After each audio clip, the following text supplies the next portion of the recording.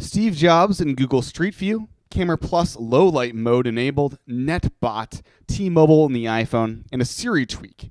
It's Thursday, October 4th, 2012, and this is iWake. I'm Tim Chaten, and this is what's going on in the Apple world today. Good morning, everyone, and welcome to another edition of iWake. Little news today, but some cool things to talk about. First off is something that's rather interesting. I was listening to part of the Steve Jobs talk last night and came across this little segment where he talked about basically Google Street View back in 1983. This was something that was around back then, and I'm kind of curious if Google was in attendance, someone from that future company. So I have captured that clip for playback here, and I'm going to play back to you. So here is that minute-long segment where Steve Jobs talks about this. So here you go. Enjoy. There's a few experiments, though, that are starting to happen, and you start to believe that 5 years, 10 years from now, that's going to come into its own. A neat experiment happened right here in Aspen. MIT came out to Aspen about 4 or 5 years, I think about 4 years ago, and they had this truck with this camera on it, and they went down every single street, photographed every single intersection in every single street in Aspen. They photographed all the buildings. And they've got this computer and this video disc hooked up together, and on the screen, you see yourself looking down a street, and you can touch the screen, and there's some arrows on the screen, and you can touch walk forward. And all of a sudden, it's just like you're walking forward in the street. And you get to an intersection, and you can stop, and you can look right, and you can look straight, and you can look left. And you can decide which way you want to go. You can even go in some of the shops. It's an electronic map that gives you the feeling you're walking through Aspen. Then there's 4 little buttons in the corner, because they came back and they did exactly the same thing all 4 seasons. So you can be looking down a street, hit winter, all of a sudden you get the same street with 3 feet of snow on it.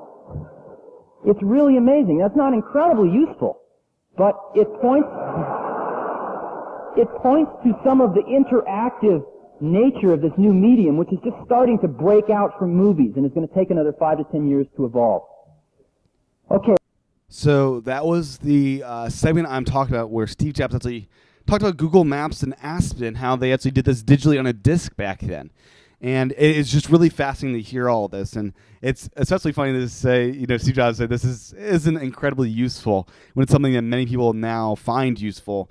But it's also very telling that Apple didn't make Google Street View for themselves with its new maps. So just something interesting I found, and I may have more of this coming up as I listen to the rest of the talk. Next up today is a new app by Tapbots, and it's called Netbot, and it's for app.net. And as you can probably imagine, this is basically a tweet bot for app.net, and it seems like a pretty cool thing.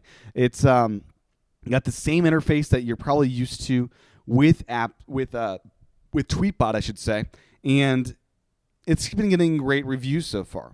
Now, they have done some things to make it a little more optimized for app.net. For instance, they have this new thing where you're actually able to cross-post to Twitter.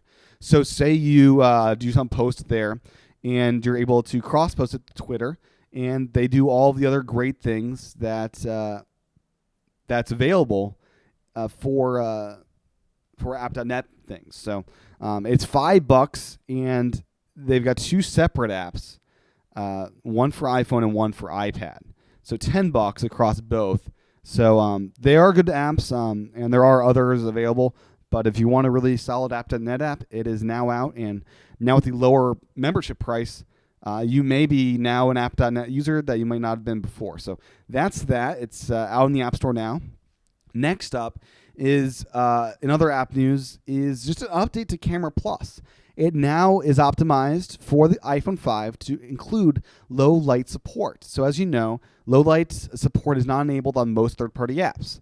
It's a API that developers have to do, and these developers have now added that, and it is now something that works.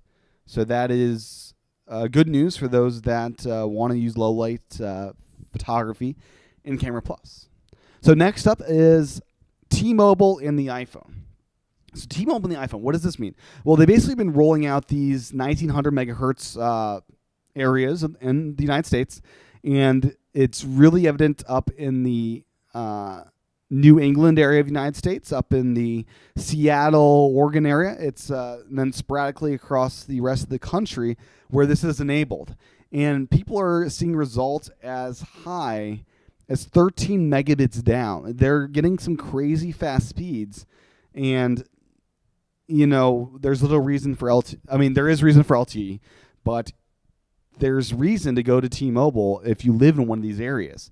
If you live in the New England area, or I should say a little bit below New England area, there is a lot of great coverage out there. So with that said, the final thing of the day is something I noticed last night as I was setting my alarm. I asked Siri a simple question: wake me up at 8:20 tomorrow morning.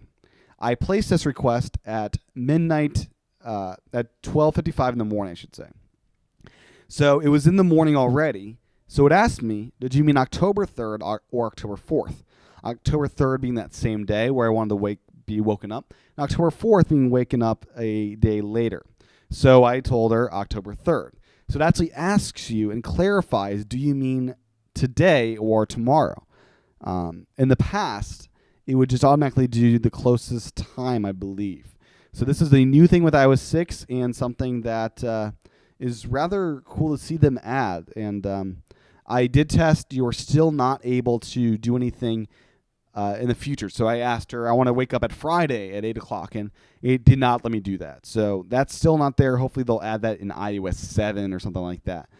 Anyways, that is what's going on in the Apple world today. As I said, short show today, less news going on. But the stuff that was here, I think, was pretty cool stuff that's going on. If you want access to the show notes, those are at iWakePodcast.com. I also do a YouTube channel at youtube.com/TCHATEN. Check out the videos there, and I'd encourage you to watch those. And, there's a lot of great content there, stop-motion videos, as well as the video version of iWake. I also did this thing called iWake Again at iWakePodcast.com/again. Gives you access to scripts and extra content every Saturday. This week, I've got an interview with AppPress founder who enables you to make your own newsstand app for little cost. So check it out at iWakePodcast.com/again. Thanks for watching. I'll be back tomorrow for another edition of iWake.